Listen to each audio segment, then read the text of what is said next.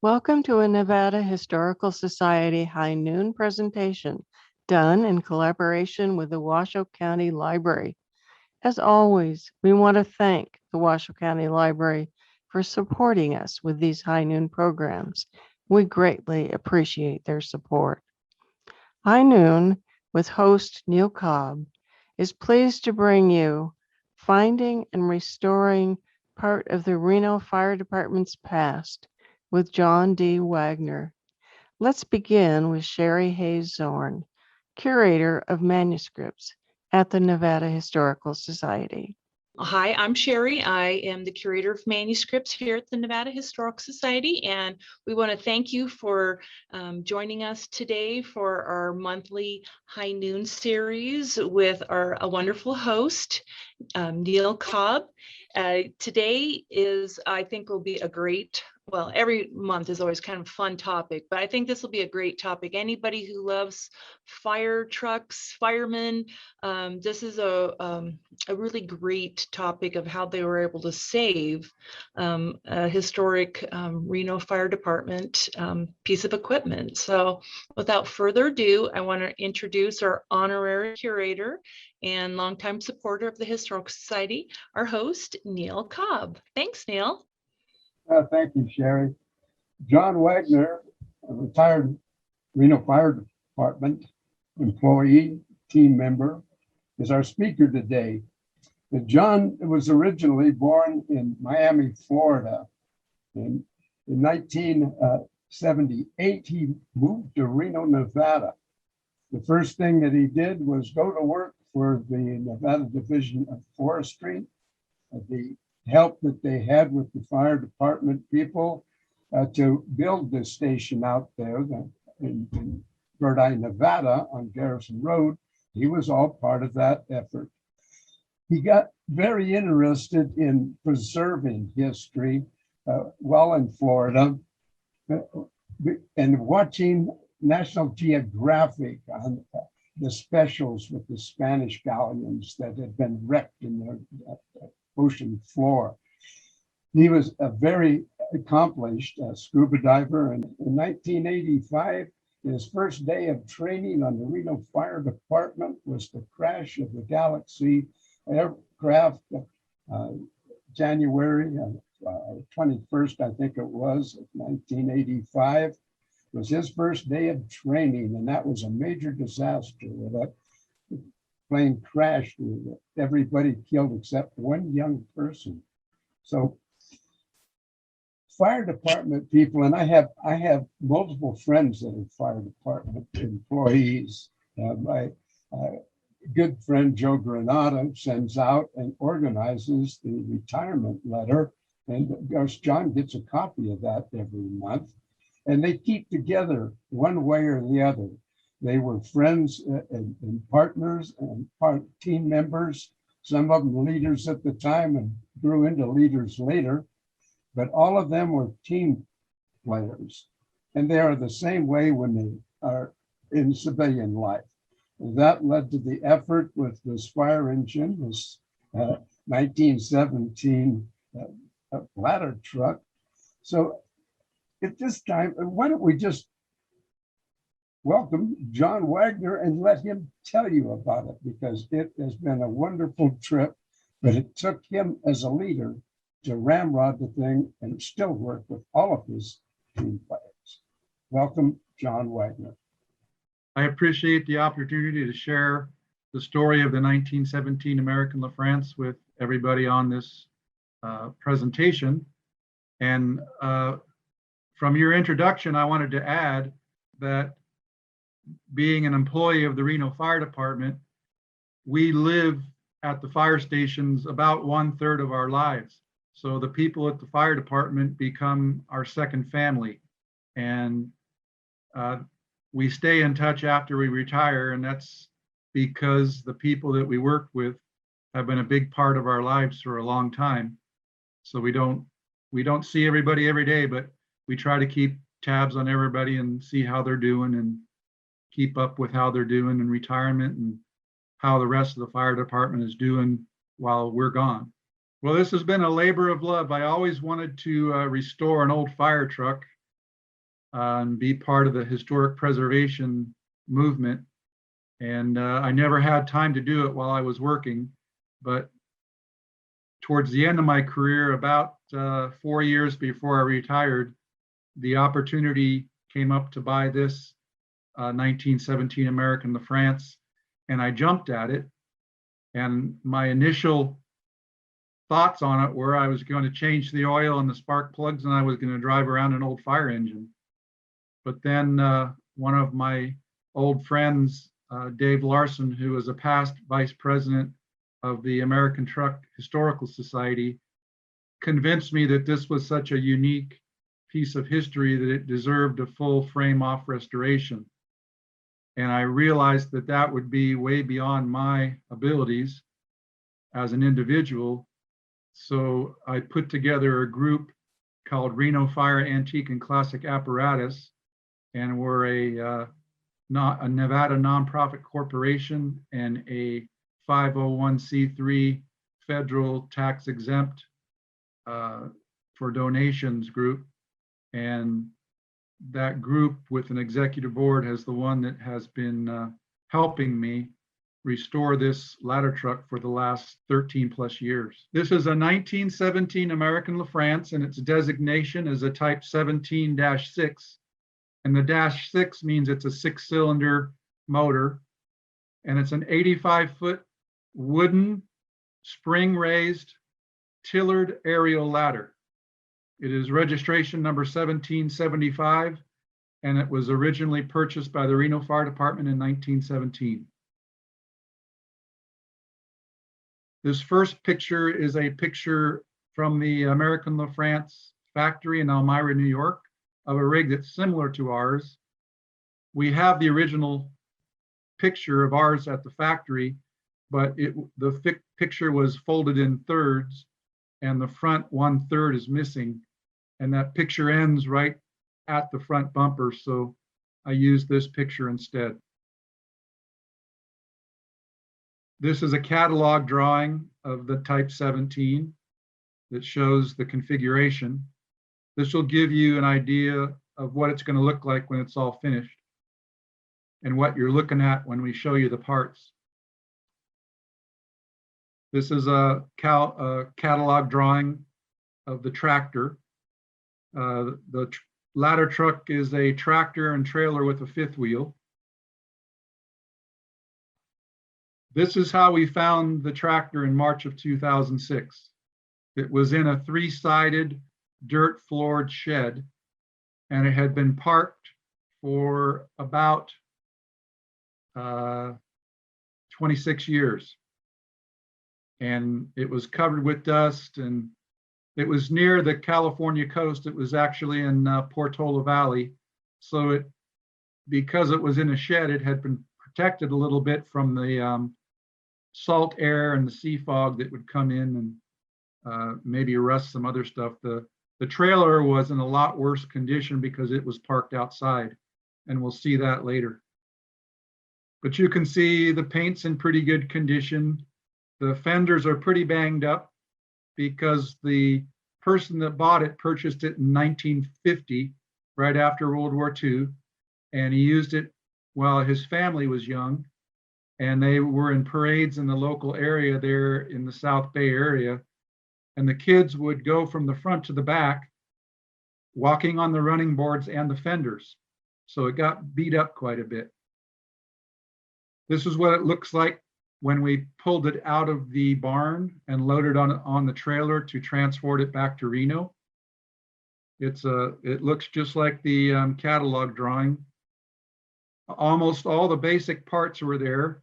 It was missing some of the trim parts, the siren, the bell, the spotlight, those kind of things were missing. And those are some of the things that we had to go out and locate during the restoration process. This was how we found the trailer. The trailer was parked on the edge of a field in 1950, and the person that bought it did not use the trailer while he was taking the tractor in the local parades. When he first parked it there, it was a well-maintained field, and it was parked right next to a fence on the far side of the trailer. It was on the inside of the field, but in the 56 years between the time when it was parked and when we found it, the trees had grown from outside of the pasture and growed up and through the frame of the trailer and through the fence. So we had a bit of an extrication problem when we got there. Also, the bottom part of the trailer was resting on the ground.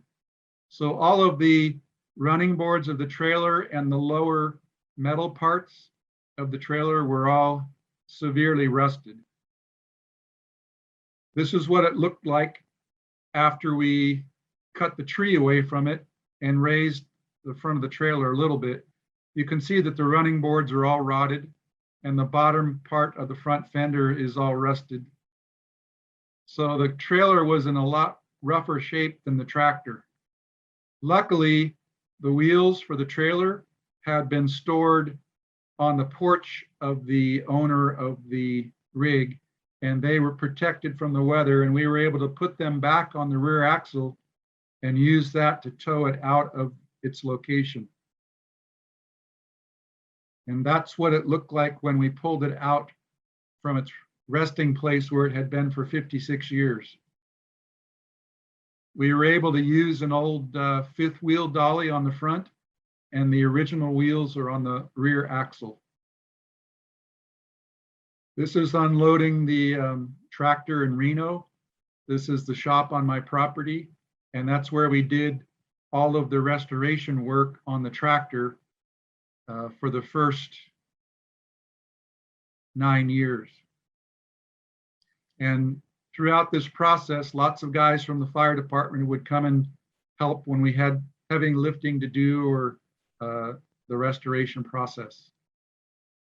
This is the right side of the 6-cylinder motor. It's the intake side, and you can see an aluminum intake manifold and an updraft carburetor. And you can also see in there a magneto and a distributor. It had a dual ignition system. It could run on each individually or run on both together.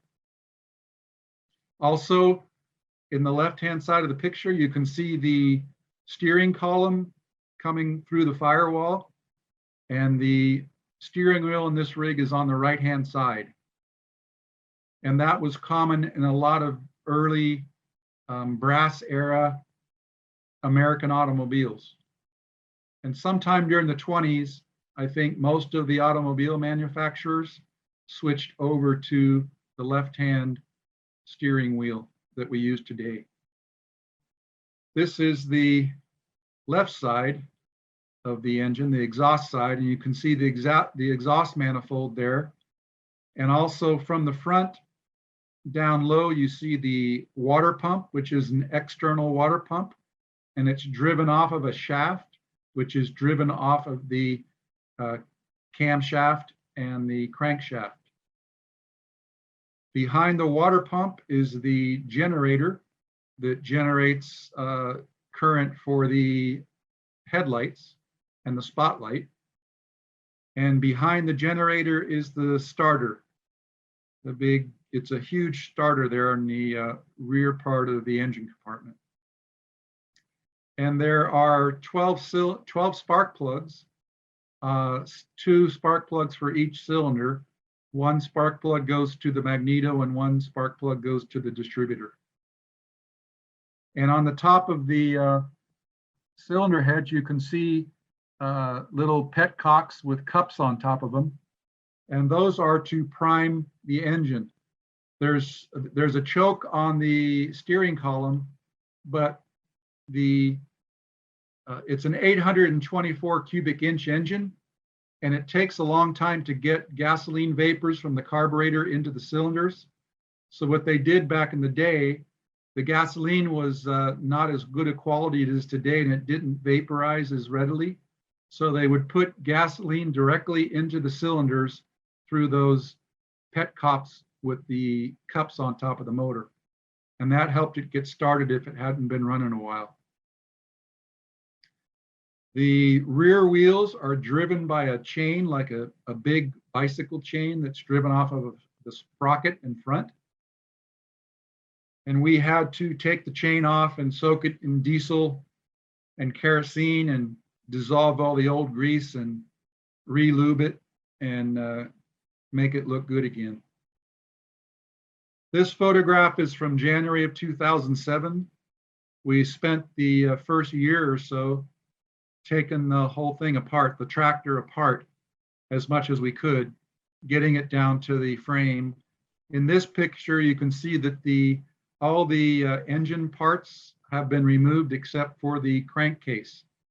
And the crankcase is aluminum, which was a surprising finding for me because I didn't know they used very much aluminum back in the early 1900s.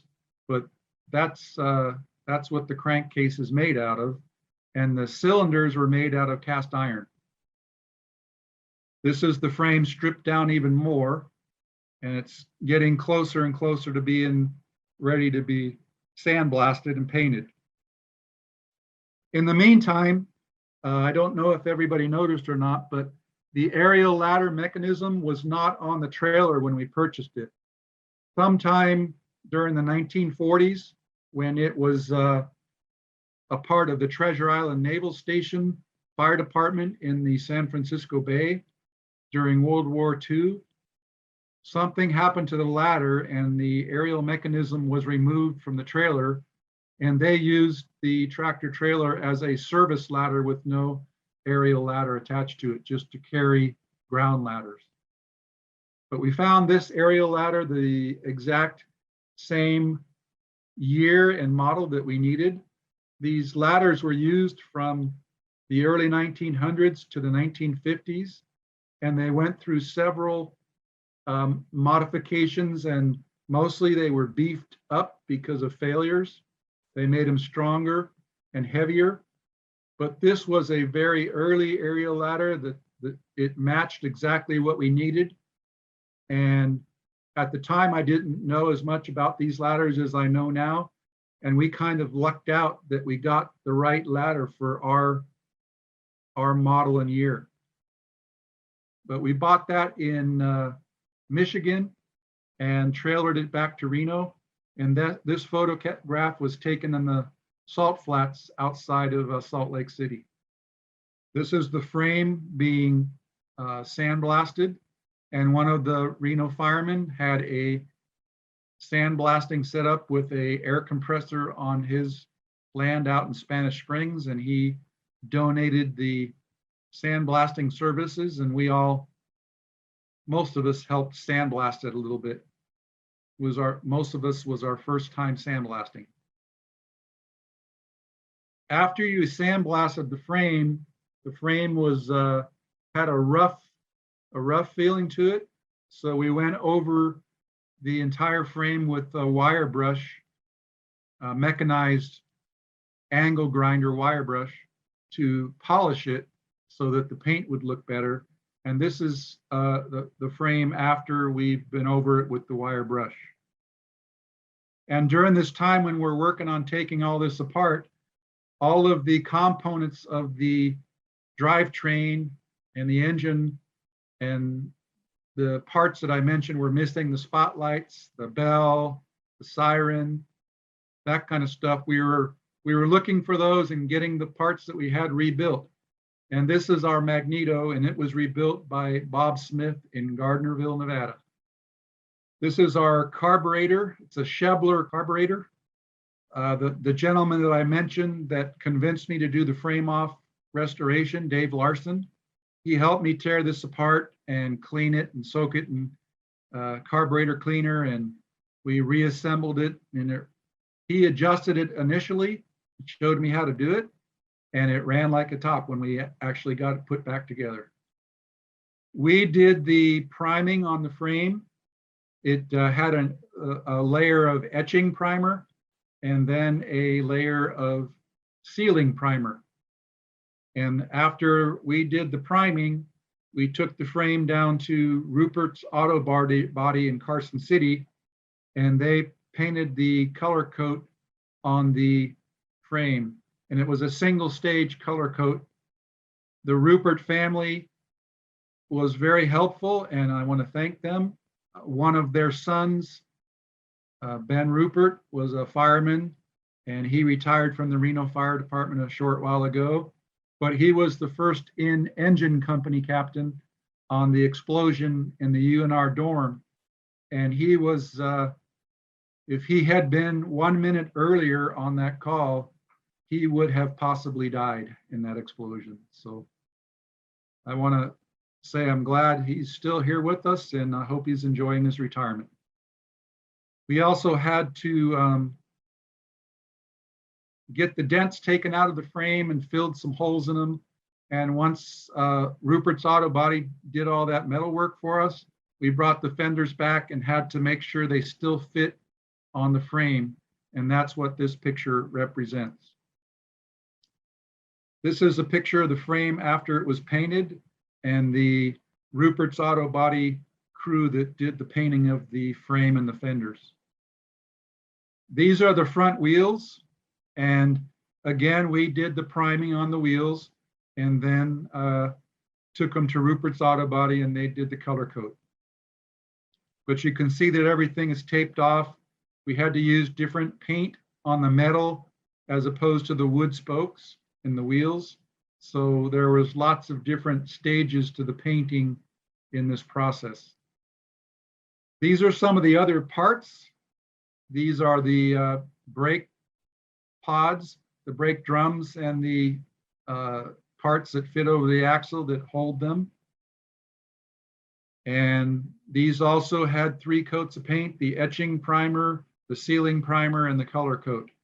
And we painted all the heavy duty parts and stuff in my shop. Rupert's Auto Body painted all of the parts that were sheet metal and the frame and stuff that would ultimately get probably some decoration on it. But the stuff that was just utilitarian and was a rougher finish, we painted in my shop. And through that process, we learned enough about painting to where we painted all of the parts on the trailer, from the fenders to the frame to the aerial apparatus. And we painted all of that except for the decoration. These are the brake bands, and they were restored by the Reno Brake Company. There's two brake bands on each drum, and the outside band is the service brake, and the inside band is the parking brake. Nowadays, most cars use the same brake shoes for both brakes, the parking brake and the service brake. This is the steering wheel of the tractor, and it's an aluminum spider and with, it's either teak or mahogany on the outside of the steering wheel. And this was originally glued together with a horse hoof glue. And my good friend, Lynn Dispro, who is a furniture restorer, took this all apart for us and refinished it and glued it together again with modern glue. These are the axle bearings for the wheels. There were 4 sets of bearings, and we took them all apart and cleaned them, and they were in good shape. So we just re-lubed them and reused them. This is the motor in the motor stand that was rebuilt by Ames Machine Shop in Reno, or Sparks actually. And they did an excellent job, and they treated us real good. They really love these old engines as much as we do. And you can see here that there are 3 T-heads, and each head contains 2 pistons, 2 cylinders. They're cast in pairs. And it's called a T-head because the housing for the valves stick out on each side of the cylinder housing, and the intake valves and the exhaust valves are external. And you can see the springs and the lifters there in that photo. You can also see the aluminum crankcase and the aluminum oil pan there down on the bottom. This is installing the motor in the frame. The front of the motor hangs on that crossbar that goes across the top in the front, and there are 2 motor mounts in the rear.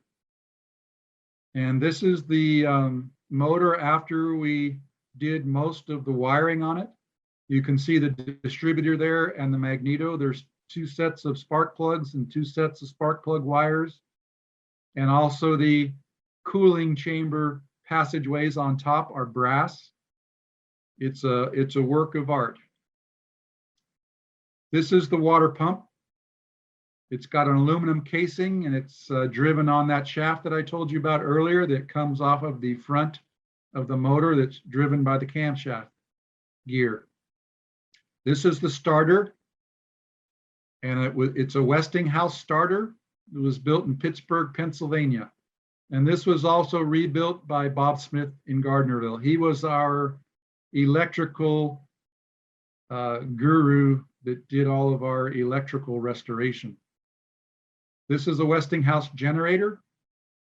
And interestingly, we didn't find this out for a while, but it doesn't produce enough current to charge the battery.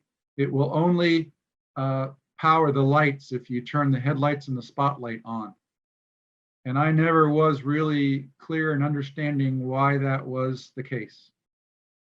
But the electrical experts assured me that that was the case, and that that's why it's called an automobile lighting generator. This is the flywheel, the clutch, and the drive shaft. We had the clutch rebuilt by Fort Wayne Clutch in Fort Wayne, Indiana. And it's been doing a really good job for us. This is the radiator. It originally had a honeycomb radiator, but at some point during its life, the radiator was replaced with a more modern radiator. And we probably sometime prior to 1950, that's what I mean by modern, but we used the updated radiator that was installed in it before we purchased it. And Courtesy Radiator in Reno boiled it out and tested it, and it was still in good shape. The front there that you see is a mock-up. It's a thin sheet of an original honeycomb radiator, but it's not the original honeycomb radiator. This is a batch of parts back from the plater, and we used ABC plating in Sparks, and they did really good work for us. We were real happy with it. It's not museum quality plating, but when you start trying to do museum quality plating, the cost gets to be really expensive. And we went the economy route and did the best we could with the money we had. And it came out really nice. You can see our bell there and the bracket for the spotlight and the 2 front hubcaps there in the front and the oil filler spout in the front there. And at the back, you can see the hubcaps for the rear axles. These are the front tires.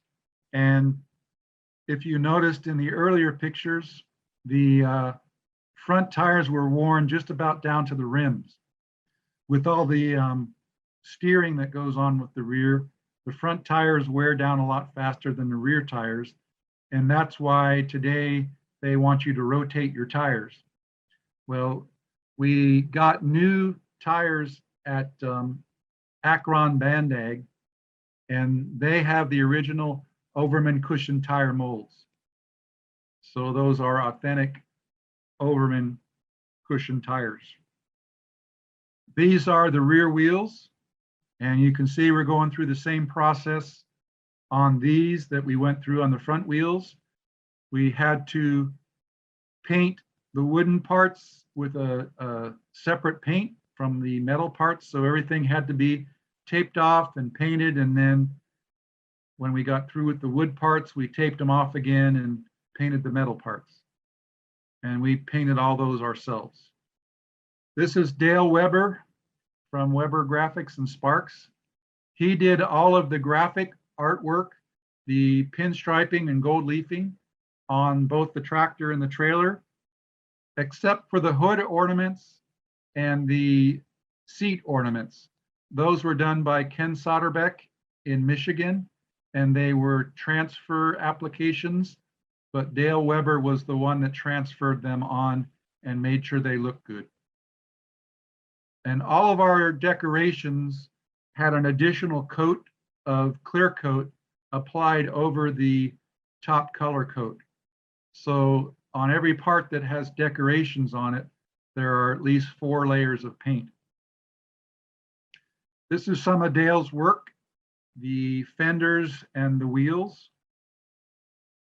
Dale has family that were in the fire service, so he's treated us real good too. He had a real love for this stuff as well. And he did a bunch of research to see how it was done. And he became very well versed in doing gold leaf, and our stuff came out beautiful. And I want to thank Dale tremendously for all the help he gave us. I don't know if I mentioned or not, but I told you about the electric starter motor, but this motor also has a hand crank. So during the early 1900s, the electric starters and batteries were just being developed. So they didn't trust them a lot, and the batteries were not real reliable. So most of the vehicles, even if they had an electric start, they came with a hand crank as well. And that's what you see in the left-hand picture there is the handle for the hand crank that attaches to the front of the crankshaft. And the 2 pieces in the picture with that are the firewall supports, and to the right is the firewall. And that side is the side that faces the engine compartment. You can see the part there that supports the hood. And this is the artwork that Ken Soderbeck in Michigan did for us. This was modeled after the artwork that is on the hood of the 1917 American LaFrance in Harrah's National Auto Museum. They have one of the sister rigs to our ladder truck. It's a 1917 chemical engine that was purchased by Reno Fire Department at the same time. And it still has its original artwork on the hood. And we took pictures of that, and Ken Soderbeck was able to reproduce that for us, and Dale Weber transferred that to the hood. And it's absolutely a work of art. Here's another picture of the engine compartment with the firewall and the radiator installed. Here's the seat. It's made out of a single piece of cowhide leather, steer leather, and it was reupholstered by Terry at Classic Restorations in Riverside, Nevada. Again, we're very happy with the work he did. This picture is in February of 2013, before we installed the fenders and when we first got it running under its own power. You can see it starting to come together here. Here's a picture of the tractor after we got the fenders and everything else installed on the tractor. This photograph was touched up for us by Art Images and Sparks, a graphic design company. They also helped us by producing some posters that we sell and doing some informational placards for our displays. After we got the tractor done, we started on the trailer. And the firefighter that had the sandblaster, the diesel motor that powered the compressor had a failure, so we weren't able to use a firefighter's sandblaster. So we hired a media blaster that had a water-based garnet media blaster, and he came and blasted all the rust and paint off of the trailer. This shows the process of painting the trailer. We did the same thing on the trailer that we did on all the other parts. It was after it was sandblasted. The sandblasting leaves a fairly rough surface on the material. So we went over every inch of these parts with the wire wheels and got them semi-polished so that they would look good with paint. In the right-hand picture, you can see the front fifth wheel ring that supports the aerial ladder mechanism. And in the left picture, you can see the rear axle and leaf springs on the trailer. The gentleman in the right-hand picture is Chester Ross, and he was my main right-hand man.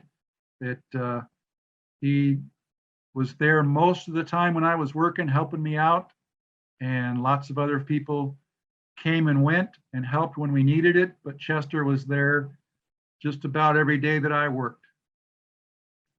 This is the racks, the rear racks on the trailer that held the steering column for the rear axle. And you can see in the picture here the steps that you would use to climb up to the tiller seat. But we took all of the racks off the trailer and painted them separately.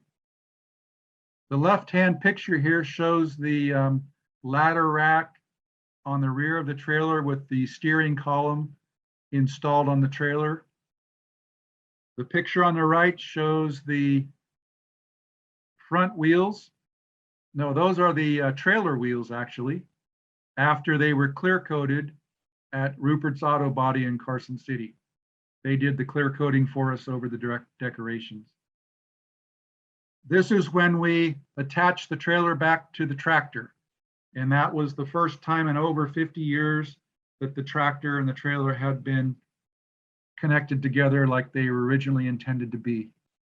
You can see that the trailer does not have any wooden parts on it at the bottom. Those, when we got it, the wood was all rotted away and we had to reproduce all of that. But this picture shows all of the wooden parts that are not there. And this is Mark Poirier, our head carpenter. He built the running boards for the trailer. And I forget how long they were, but we had to join several lengths of plywood together to form the length of the running board of the trailer. And he was the one that did all the joining and preparation and helped us paint. The right-hand picture shows the running boards and the tool support platform boards that were after they're installed on the trailer in the center of the trailer. And here's Chester Ross installing the trim on the running boards of the trailer. Here's another batch of plating back from ABC Plating and Sparks. There is this left-hand picture is showing 3 of our Dietz lanterns, another spotlight bracket, what looks like the handles for the ladder locks on the trailer, and the handrail brackets for the grab rail on the trailer, and the ID plate for the ladder. Our ladder is American Automatic Aerial Ladder number 188. It has a separate serial number from the tractor. The tractor is number 1775, and the ladder is registered number 188. The right-hand picture shows our fire extinguisher champagne bucket style holders and the crank wheels for the aerial ladder mechanism that were chrome plated. This picture shows the ball bearings in the 5th wheel. We took all the ball bearings out and cleaned them and cleaned the bearing race and reinstalled them. These are the ground ladders being refinished. Will Ransom took this on as a Eagle Scout project, and he and his group of supporters did a great job and refinished all of our ground ladders for us and saved us months of work. And I want to thank Will Ransom very much. This is the start of the aerial ladder. We purchased 5 40-foot Douglas fir beams from Zippo Logs in Eugene, Oregon. And they helped us with the shipping to get them down here. And then L&L Reclaimed Wood and Sparks has a warehouse, and they specialize in old wood repurposing. And they provided us a space to store the beams. So the beams had to be stored. We didn't know how long it would be, but it wound up being 18 months until the moisture content in the wood reached 12%. 12% is the optimum moisture level for ladders. It's a balance between the moisture content and the strength of the wood and the weight of the ladder. So 12% gives you the best combination of weight and strength. There's another couple pictures of the beams as they were stored in L&L Reclaimed lumber. The rungs of the aerial ladder are made out of hickory, and we purchased our hickory rungs from the same company in San Francisco that provides the rungs for the San Francisco Fire Department, which still makes all of their own wooden ladders. And the rungs of our ladders were made by the Nevada Woodchucks. It's a local group in Reno that does woodworking projects, and one of their main service projects is that they make wooden toys for children to distribute at Christmas. But they did a great job for us in making our rungs for our aerial ladder. These pictures show us building the ladder. We built that in the back room at L&L Reclaimed Lumber, and they helped us with some of their large woodworking machines that we had to do the final sizing of the beams and make sure they were the correct dimensions, and having some big equipment like they have made it a lot easier. We sanded everything down and oiled and varnished all the aerial ladder in preparation for installing it in the aerial. My wife and her sister helped us with the standing, Cindy Wagner, and they're pictured at left. And then in the right-hand picture is Bruce Brown and Chester Ross, 2 more of the guys that helped us a lot. This is a picture of the tractor and trailer when we first put them together after we got the running boards on. And you can see the ladder racks are still being worked on. Here we have another picture from 2017 where we have installed the ladder racks and the ground ladders are on the trailer. Then we started installing the aerial mechanism and the aerial ladder. And you can see at various times during this whole process, we needed a lot of help, and people showed up when we called, and I don't have the time or the memory to remember everybody who helped, but this is a representative thank you to all of them. And this is the tractor and trailer with the aerial ladder mechanism and the aerial ladder installed about the summer of 2019, before we had the decorations done on the trailer.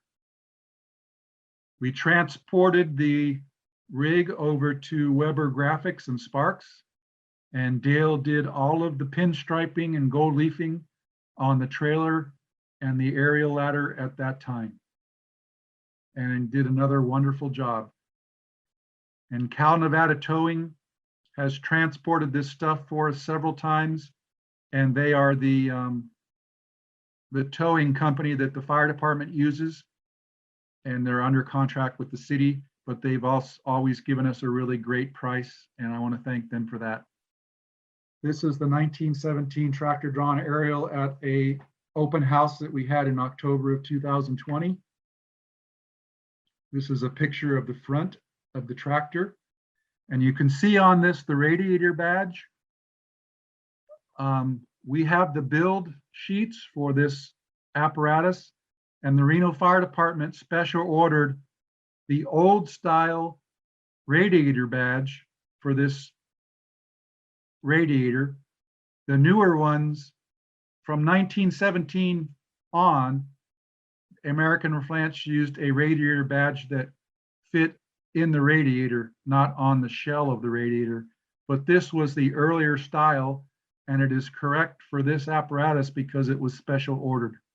And if you contrast this picture with the earlier picture I can show you, or I showed you earlier, the intake manifold is polished now, and this is what it looks like now. We left the side panels off of the hood because we thought everybody would enjoy seeing the motor. The motor is very unique, and I go to car shows all the time, and I see people with their hoods up, and to me that takes away from the clean lines of the vehicles that you leave the hood on, up on.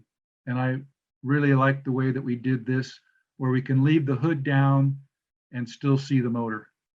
This is the exhaust side, and you can see the Reno siren sticking out there from the right-hand side.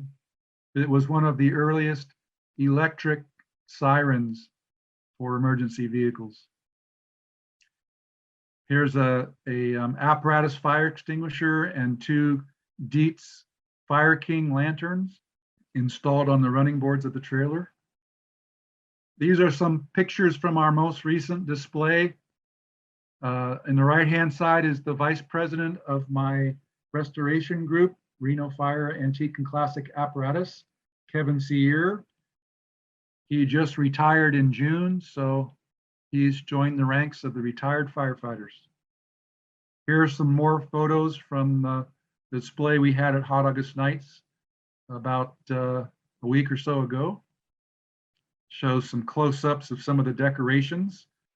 And on the back of the trailer there at the bottom, you can see two leather buckets. And those are period correct, and they are reproductions, but they had leather buckets back in 1917 when this trailer was in service. These are some historic photos from when the truck was in service. That's the end of the restoration part of this presentation. The next photos are some pictures from when it was in service in Reno from 1917 to 1940. This picture shows the rig on Virginia Street, just north of First Street, where the Clay Peters building was. And that is the location of the current City Hall building. And there's three pictures here with that same location. So look at this, and now look at the next one. Shows guys climbing the ladder. I believe these pictures were taken when the rig was pretty much brand new, and the fire department was showing this ladder off to the citizens of Reno. And this shows the firemen at the top of the building. This is a photograph of the ladder truck at the old Central Fire Station, which was at the corner of Commercial and West Streets in downtown Reno. And you can see it's up on the tower. The tower there was the bell tower, and the bell was used to send out alarms and notify the firemen of fires in the early days of the Reno Fire Department. And we still have the bell that was in that tower in our museum. The ladder truck served on the 1922 Riverside Hotel fire. Here's a picture of the fire, and here's a picture of the ruins afterward. And if you look right in front of the building, you can make out the trailer of the 1917 light right there in front of the building. That's the old Virginia Street Bridge there. This is some pictures of the ladder truck at the 1928 Golden Eagle Hotel fire. Here you can see the firemen climbing the wooden ladder into the smoke with no breathing apparatus.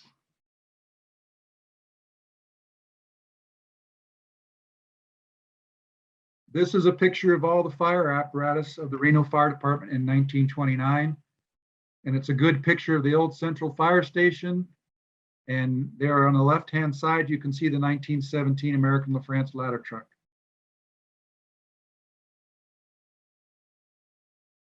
This is the picture of the ladder truck on Center Street. In the background, you can see the top of the Golden Hotel, and I think the Palace Club there is right there in front of it. I have just a couple minutes left, so I'm going to run through the other apparatus that are in the Reno Fire Department Museum collection real quick. This is our 1904 horse-drawn Tillard City Service ladder truck. And that picture is taken in the Reno Rodeo Parade on the new Virginia Street Bridge. This is Reno's first motorized fire engine. It's a 1916 Seagrave. It had 2 chemical tanks, and the chemical tanks were soda acid that produced carbon dioxide that pressurized the tanks and pushed the water out of the tanks through the hoses to the fire. This is a 1927 American LaFrance, a 1000 GPM Metropolitan pumper. This is a 1947 American LaFrance, 1250 gallon minute pumper. It was called the City Pump. We have a 1956 Ford that was a general purpose vehicle in the fire department since it was new. This truck was built in San Jose, California. This is our 1961 American LaFrance under the new Reno Arch. And this rig served as Reno Engine 3, and it ran out of the old Engine 3 that was located at the corner of South Virginia Street and California Avenue. And this is a 1972 American LaFrance 1500 GPM pumper that we hope to restore someday. And that is the end of the show. Where is the Reno Fire Department Museum, or where is it going to be? So, Well, the museum was in the fire station at 200 Evans Avenue, but that was torn down in 2008, and we have not gotten any space to replace the public part of the museum. All of the apparatus in the museum are in a warehouse in storage in Reno right now. And we try and take them out for parades and hot August nights and any other chance we get invited or have an opportunity to show them to the public of Reno.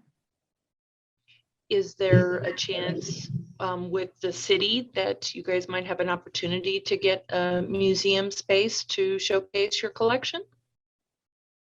Well, we've always got our feelers out, and every once in a while something comes up.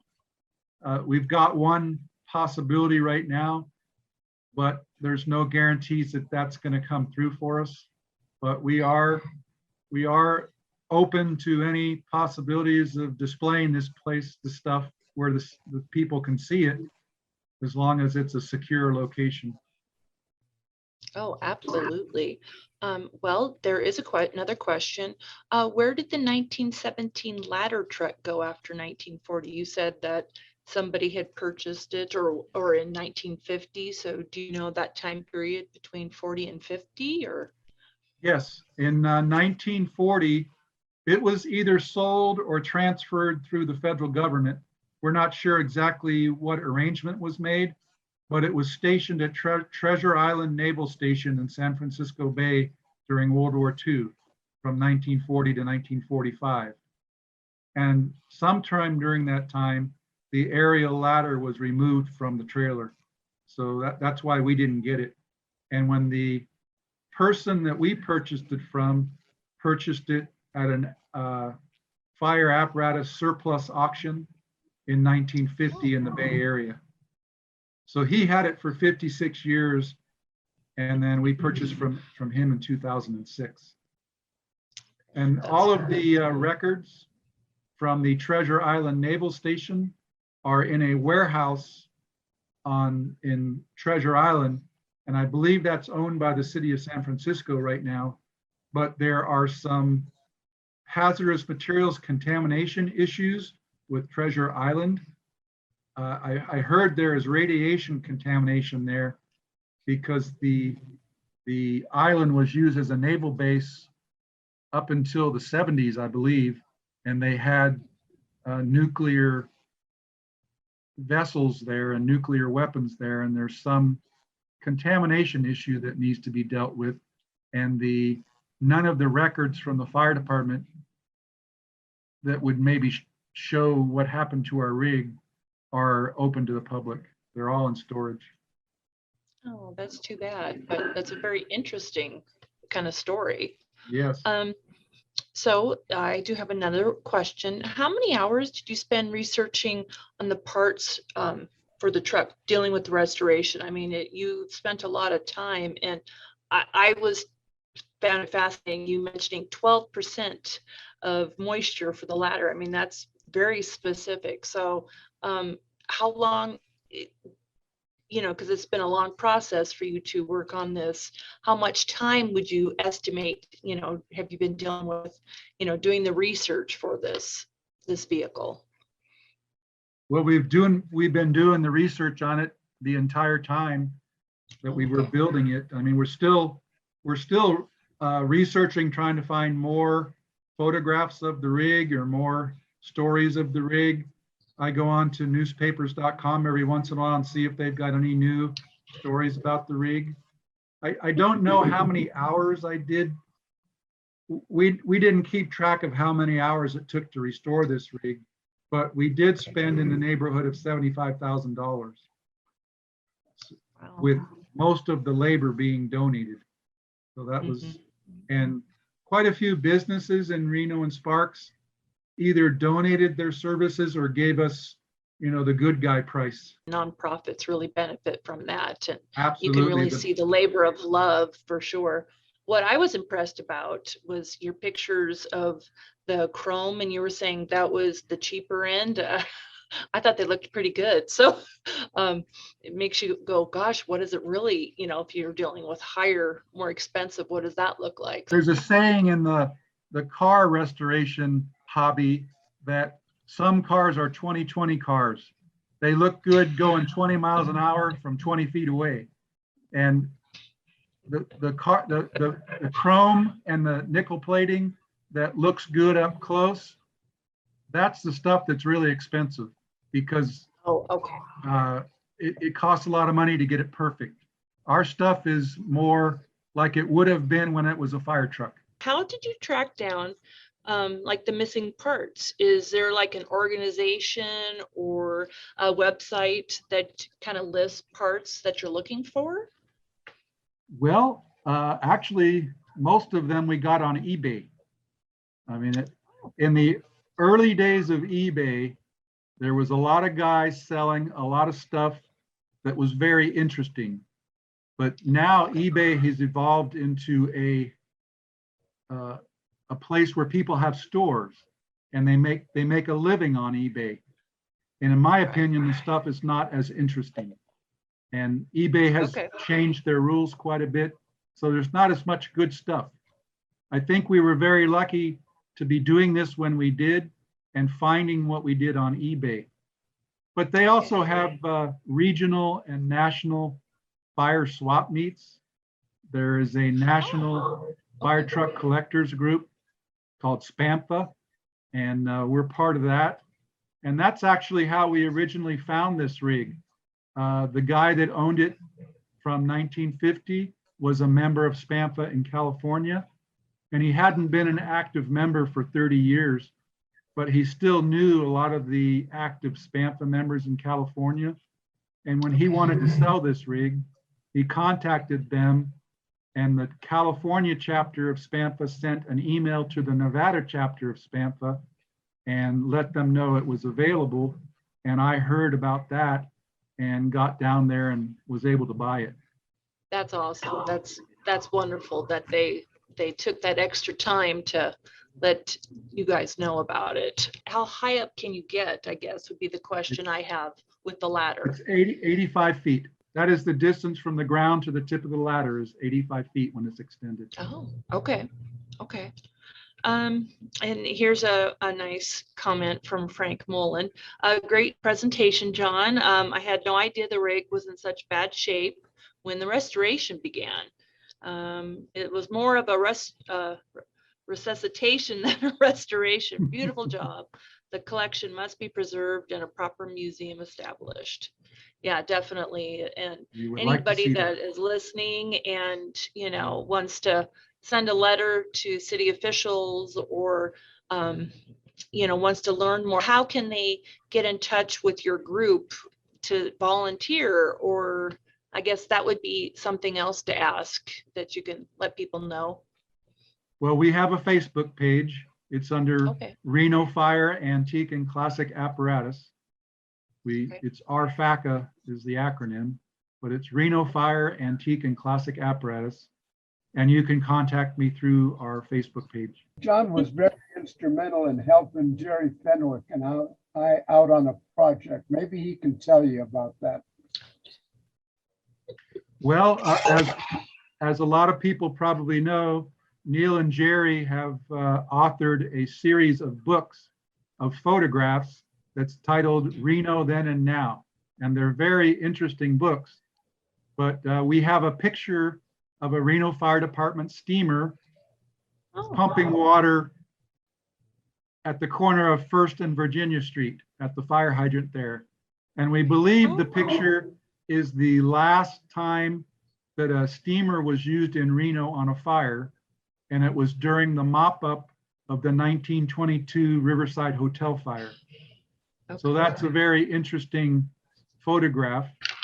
And we got at the time, I think it was probably 5 years ago, we got a modern fire engine and parked it in the same location and recreated that photograph for Jerry and Neal for their book. But I also wanted to mention that Jerry Fenwick donated the majority of the gold leaf that we used to decorate our engine. He had the gold leaf from when his family was in business in Reno, and he never knew what to do with it. But we were lucky enough that he thought of us, and he donated 4 or 5 books of gold leaf to us. Nice. That Dale Weber used to apply to our the tractor of our ladder truck. Truly, the whole group has done amazing work, and the artwork and just all of it. It's very impressive. Usually in October, we have an open house at the warehouse during Fire Prevention Week. So that's usually I think the second week of October, maybe the second Saturday of October. But if we do that, we will put out notices on our Facebook page, and I have an email list of people that I notify also.